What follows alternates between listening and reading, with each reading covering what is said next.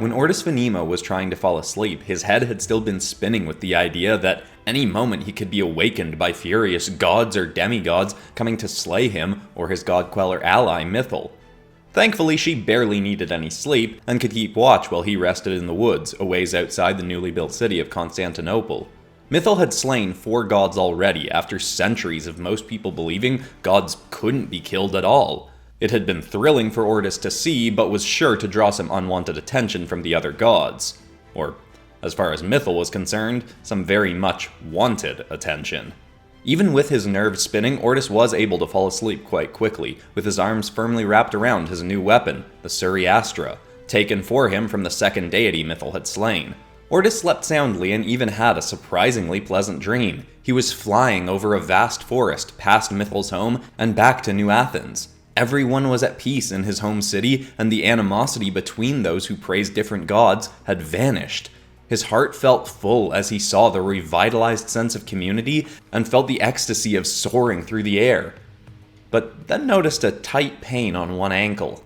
As he focused on it, he suddenly started to hear a familiar voice. Hey mortal, I get that you humans need lots of this sleep thing, but come on, wake up already, we gotta talk. Ortis's eyes opened and he was staring at the upside-down armored torso of Ares, the Greek god of war. It took Ortis a moment to realize he was actually the inverted one. Ares had him held in the air by the ankle. There he is, rise and shine, kid, you got some, hold on a sec. In a blur, Mythal burst onto the scene, swinging her blade at Ares. The god of war caught her hand and they all slid a few steps to the side from the impact. Well, that's a pretty good swing you got there, God Queller, but you're not quite at my level. Maybe the monsters coming to kill you two will help get you there.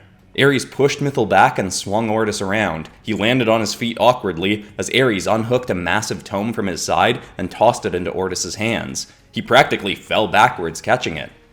Whoa, what is this thing, and what did you mean about monsters? Ask again, kid. More gusto, less stammering. Go. Ares said, casually catching another swing from Mythal's blade. Ortis nodded and took a breath. Right. I asked what you meant about monsters coming to kill us. And, Mythal, I think he's here to help. Maybe you should... Mythal ripped her blade back from Ares' grip. I don't care, he's a god. We're on a quest to kill gods. This is what we do. Ortis looked at Ares as he blocked another swing like it was nothing. He then looked down at the book in his hands, then back at Mythal. Well, I'd like to hear him out, so please, stand down. Mythal stopped swinging and looked at Ortis with a surprised and somewhat smug grin. Well, look at you trying to take charge. Perhaps Ares is a good influence after all. Alright, you have 5 minutes, God of War. Regale us with the reason you risked losing your head to visit us once again. Not much of a risk there yet, girly, but you'll get there. Anyway, the gods are all buzzing about you two now, especially the ones on the Empyrean Pantheon. You two got their attention enough for them to even start a little game focused on you two. I mean, mostly her. Sorry, kid. You'll make your mark too, I'm sure. Ortis struggled to hold up the massive book. What kind of game, and what does this thing have to do with it? Well, the game is called Who Can Make the Monster That Captures the God Queller. Not the catchiest name they could have come up with, but a lot of them are wanting in on it anyway. That book you've got there is something I stole off Echidna. She made it a few centuries back when the other pantheons of gods started popping up so she could know what kinds of monsters they were making. It's an enchanted tome, and any time any god makes a new monster, it appears in that book with info about the god that made it. It's a fair bet to say that new pages that pop up are beasties that could be coming for you two soon. But don't put it past him to send an old monster after you too. Ortis opened the book and started flipping to the back as he said, Well, this sounds dangerous, but I can't say I didn't see something like this coming. Plus, this is probably better than gods themselves coming after us. I can't do any fatal damage to gods, but I can kill monsters with the Suriastra. One arrow from it did serious damage to Apollo's beast, Fidiarma. Mythal raised an eyebrow at him. That snake minotaur thing had a name, and you remembered its name? Ortis shrugged. I'm good with names. People appreciate it when you remember their names. Understandable, but dead monsters probably don't care much, Mythal chuckled. Anyhow, I'm up for a monster slaughter. What is it we'll likely be facing first, O wise god of war? Ares crossed his arms, looking past Mythal and Ortis. If I had to guess, I'd say some big purple elephant snake thing with furry yellow shoulders and a skull sort of shape at the end of its nose. Ortis landed on a page with a creature that fit that description. Okay, I see that here, 4th page from the back. The Grootslang? Originally born at the dawn of time, but the Zulu deity Nkulunkula tore it in two and created both elephants and snakes from it. It was just recently remade by the Celtic god of nature and member of the Imperium Pantheon, Cernunnos. But why do you think that'll come for us first? It's not at the very back of the book. 'Cause it's right there. Have a good time, you two. Ares vanished in a swirl of black smoke as Ortis and Mythal whipped around. In the distance, they saw trees being felled by a stomping, slithering elephant cobra monstrosity. Ortis dropped the book and grabbed the Suriastra. Alright, Mythal, how do you want to handle the... But as he looked over to his ally, he saw that she was already in a full sprint towards the beast. Ortis nodded. I am gonna get used to that eventually. Ortis snatched the tome back up and stumbled on after Mythal, carrying his bow in one hand and the massive beast book in the other. His weapon was specifically made for ranged combat, but he still needed to get closer to ensure his aim would be true. Not that he could use his weapon on the beast when Mythal was so up close to it. His Godqueller ally reached the Grootslang, which reared back its head and roared to intimidate her. Mythal was unfazed, but Ortis felt a chill run through his body, and its tail stretched back far enough into the distance that Ortis couldn't even see the whole thing through the bushes and rocks. Mythal swung her blade at its leg, but the Grootslang darted its head down and blocked the blade with its tusk. It then swung its trunk towards her. She raised an arm to block it, but the swipe hit right through her arm and smacked her torso, sending her flying back into a boulder. Ortis took that opportunity to drop the tome again and create a flaming arrow on Suriastra, aimed at the beast. He thought Mythal was far enough from it that the explosions it caused wouldn't touch her, but before he could loose the shot, Mythal had sprung back over to the beast and leapt onto its head. She held tight to a spike on its upper neck as it tried to violently shake her off. Ortis then lowered his arrow. He loved this weapon and felt incredibly powerful wielding it, but how could he help in combat if he couldn't shoot it at anything that Mythal was up close and brawling with? So he kept nervously waiting for any opening to finally take a shot.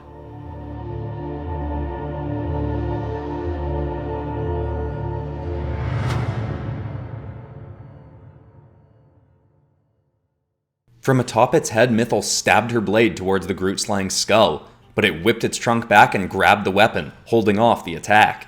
Mythal continued trying to drive the blade in, but then stopped and tore it out of the beast's trunk, cutting massive gashes in the monster's nose. It shrieked and swung its head so far back that it slammed Mythal into the ground. Ortis didn't want Mythal hurt, but he hoped she'd stay down for a moment so the beast could retreat from her. He still didn't get his shot though, as Mythal kept holding tight to its head as it swung back up, then again smashed her back into the ground. Ortis was frustrated, but he knew there had to be something he could do to help. That was when he noticed again how far back the beast's tail stretched. Part of it was slithering over some distant rocks, well away from where its head was battling with Mythal. He aimed up his flaming arrow again and waited for the beast's writhing to slow. He waited and waited, then finally released. The arrow didn't quite hit dead on, but it struck rock right next to the tail and exploded, scorching some of the beast's scales off and sending chunks of stone pelting into it. The Grootslang shrieked, looking back at its smoldering tail. That gave Mythal a perfect opening. She reared back her sword and cocked her wrist. White mist exploded around it, and she swung down with all her ferocity. But not at its head. She managed to chop almost all the way through one of the creature's tusks. It roared out in fury, but she leapt off it, grabbed the dangling tooth, and tore it off the rest of the way. The creature swung its trunk for her again, but Ortis fired another shot and struck another part of its distant tail dead on, erupting a massive hole in its flesh. It recoiled in pain, but with it distracted, Mythal managed to grab its trunk and use its severed tusk to stab through the nose and pin it into the ground. The beast tried to rip itself free, but it was no use. Finally, Mythal raised her blade again and chopped it right down through the monster's skull. The back of its body continued to shake and wriggle for a moment, but eventually it stopped and lay still. Mythal glanced back towards her ally, then darted over to him. Well done, Ortis. That handy new weapon of yours seems to have been well worth acquiring. He nodded. It is amazing. But we're going to have to figure out another tactic for me to use it in battles when we're both fighting. Not every monster is going to have a big enough body for me to fire at it and not hit you with the explosions. Mythal grabbed the weapon out of his hands. Well, it is some sort of enchanted godly weapon. Perhaps you simply instruct it on what to do. She shook it back and forth. Firebow, shoot less explosive shots or we'll replace you with a big axe or something. Suddenly, a spurt of flame sprung from the bow and hit Mythal in the eyes. She dropped the weapon. Ow! That hurt, you glorified slingshot! Mythal raised a foot to stomp on it, but Ortis grabbed it off the ground. Wait, maybe you're onto something. Maybe it can understand us. Suriastra, can you shoot more than just explosive shots? Mythal blinked her eyes clear. Ask it if it likes not being chopped in half, because that is on the table if it shoots flames in my face again. Gripping the weapon in the gauntlet Ares had given him, Ortis suddenly felt a wave of warmth pulse through his body.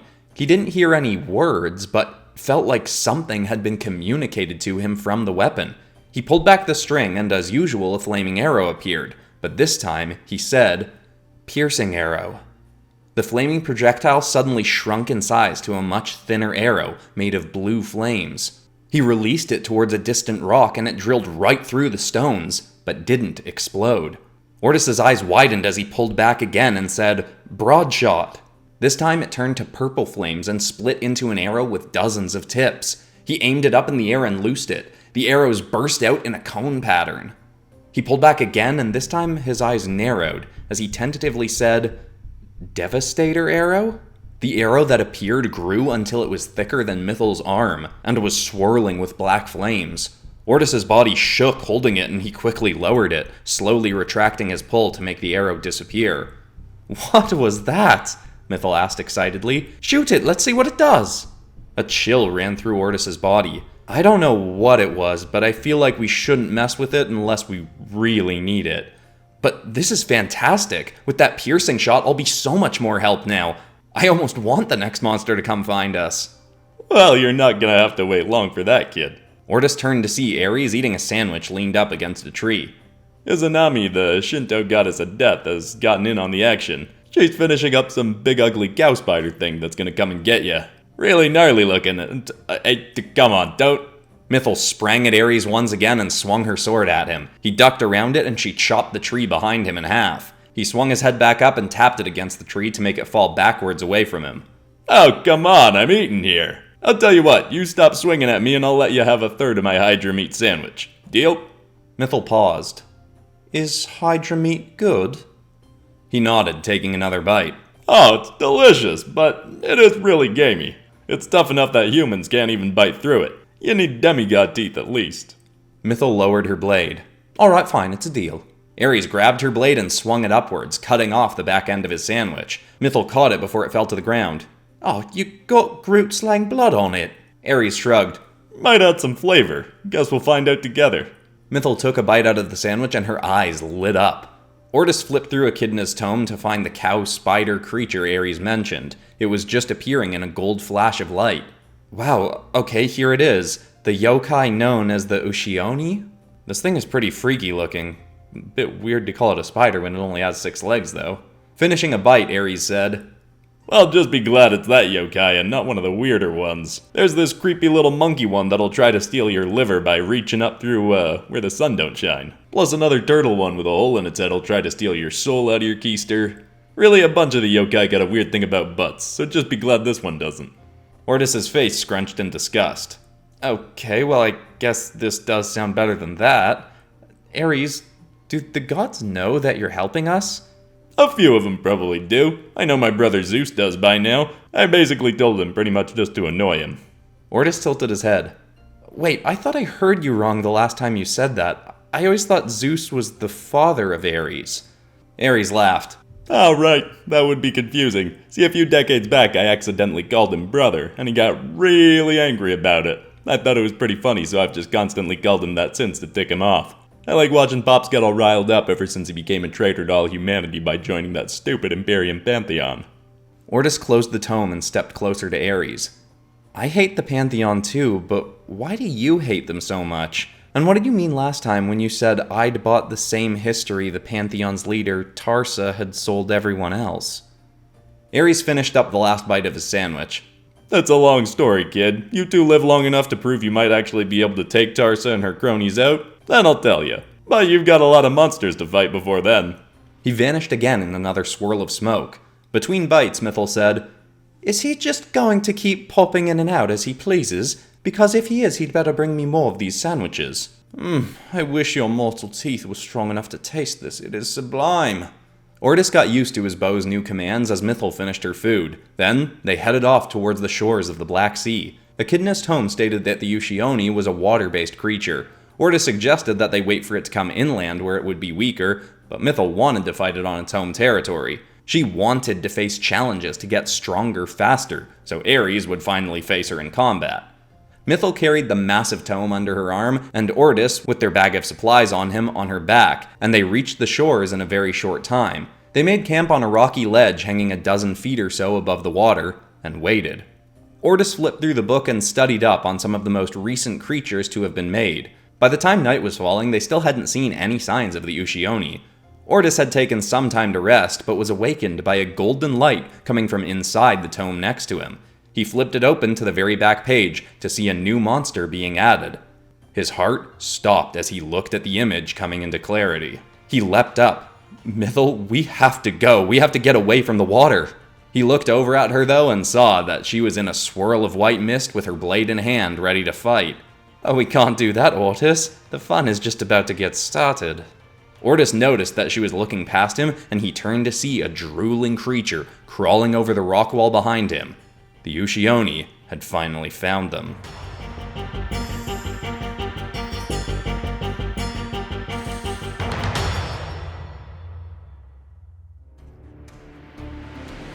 Ortis grabbed the Suriastra and pulled it back, saying, "Piercing shot," but didn't fire yet, backing towards his ally.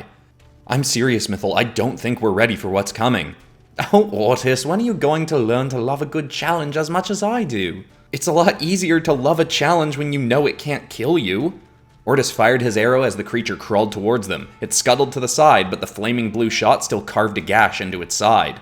"Which sounds like a worse fate to you, Ortis? Dying or being captured and tortured for all eternity because you can't actually die, Because that's the fate I'm likely facing if these beasts do get the better of us." Mythal leapt at the creature, swinging her sword right for its head. It again scrambled aside, faster than expected, and Mythal struck stone. It then reared back and booted its front hooved feet into her side and smashed her against a wall of stones. Ortis fired another piercing shot that broke right through one of its legs. "Oh, I guess I never thought about how much worse it would be to get captured by the Pantheon instead of killed. And since you're technically a god too, if they did torture you, your pain would never end. Aren't you afraid?" The Ushi-Oni thrust its head towards Mythal with its mandibles out to bite her. She dropped her sword, caught both mandibles, and held the beast back. "Of course, but living an exciting life where I can actually feel some fear is far better than the boring drudgery I was living in before." She then ripped her arms to the sides and tore the mandibles off. She tried to stab them into the creature's eyes, but it sprung backwards and scuttled up the wall it had crawled over. Mythal leapt back and regrouped with Ortis as he said, "I guess I can actually relate to that. I mean, I don't know if I can embrace fear as much as you, but working with you is definitely a lot more fun than being a slave to the gods." They grinned at each other in an unexpected moment of connection, until Ortis continued, "But I still think we need to fall back from the water." "Why? We're handling this monster just fine." Ortis shook his head. "No, not because of the Ushi-Oni, because of..." Suddenly, a plume of water exploded up near them from the sea. A massive orange head flew into the air, then swung down and snatched its jaw right around the Ushi-Oni's body, cracking through its exoskeleton. It raised the beast up, chomped through it, chewing the Ushi-Oni apart and swallowing it. Ortis and Mythal stared up as water and the beast's blood splashed around them. The monster roared through a mouth on its head, chest, and shoulders, making a sound so loud the earth shook and the waters rippled out in a shockwave around it. Mythal wasn't even the size of the horn on this monster's head. "Well, I suppose I can see why that creature may have given you some cause for concern. What exactly is it?" "It's called Cipactli. Aztec deities claim it existed before the earth itself, but Quetzalcoatl and Tezcatlipoca killed it and used its body to make the world. So they say anyway. Every group of deities has their own story about how the world was made, but this is a sort of junior version of it that was just remade by the leader of the Imperium Pantheon, Tarsa herself. If she used her incredibly powerful beast sphere to make this thing, it could be 100 times stronger than anything we've fought." Mythal smiled. "Well then, we'll just have to fight 100 times harder than we've ever fought before, and hope Tarsa is watching for a preview of what's coming for her." The beast's dripping head careened down towards them with its jaw gaping open. Ortis pulled back a piercing arrow and fired it directly into the monster's throat. It struck, but only made the beast chomp its jaw closed in anger. Mythal sprung up and grabbed onto its horn, then swung her blade at its eye. The monster closed its eyelid and her weapon clanged off it. It swung up a humanoid frog hand and grabbed Mythal. It smashed her down into the stone near Ortis, quaking the earth enough to make him fall over. From the ground, though, he pulled back another shot, letting it remain as the default explosive arrow. He rolled to the edge of the stone cliff over the water and aimed at the creature's tail. He released, and the arrow struck a part of it just sticking out of the water behind the beast. The eruption knocked the tail back and made the water around it evaporate into boiling steam. But there was no damage done to the tail. The monster then looked to Ortis and swung its other hand down at him. He would have been instantly flattened, but Mythal sprang out from under its other paw, wrapped herself around Ortis, and held her blade sticking up above them. The blade pierced into its palm, and Mythal's back stopped it from crushing her ally. It yanked its hand away and roared furiously, with yellow blood dripping from it.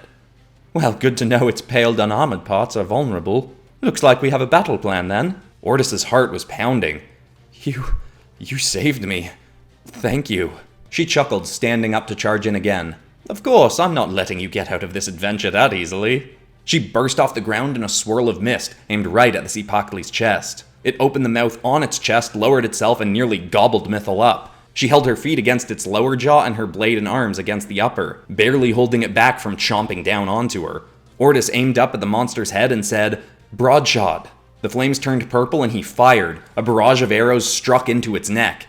They didn't penetrate deeply, but the creature still swung its head back in fury. The mouth closing around Mythal opened wider. She jumped free and stabbed her sword into its chest, yanking her blade down and cutting a huge slash into it. The beast shrieked and swung its head down to bite her. It grabbed her in its mouth and threw her straight upwards, sending her rocketing into the air. With Mythal spinning up into the sky, the monster looked back down at Ortis.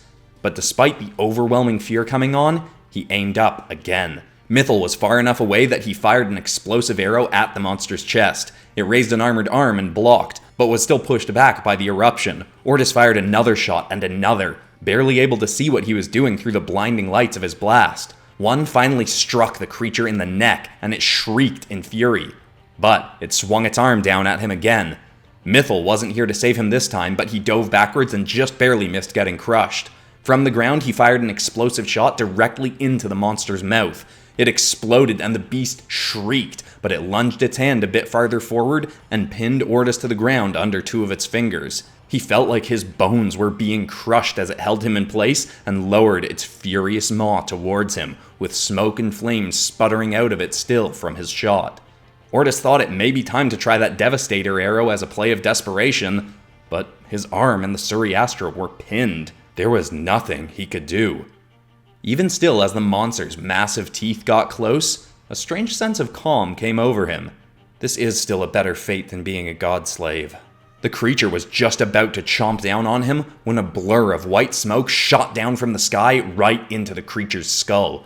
Orange scales exploded off the monster as its eyes rolled back into its head, and it collapsed to the side next to Ortis. Its grip on him loosened, and he crawled backwards, then looked up. Through the clearing smoke, Ortis could see Mythal holding what sort of looked like her weapon, but extended into an even larger white blade. She stood up and yanked it out of the creature's head. As she did, the white extension broke apart and turned into mist, fading away. Mythal, that was amazing, but what was that? She leapt off the creature's head to be next to Ortis, looking at her own weapon. I'm not entirely sure. It seems there are more things about my God Queller abilities that I don't know yet. White mist swirled around her free hand. She waved it and closed her fist. As she did, what looked like a white knife seemed to start to solidify, but then vanished. Ortis grinned.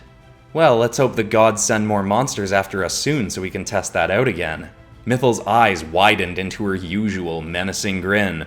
That's the spirit, Ortis. Let us show Tarsa and those wretches just who they're dealing with. Mythal kicked the slain Cipactli's head and it slid back into the waters and vanished. If the gods were going to defeat this duo, they'd need something far tougher than that.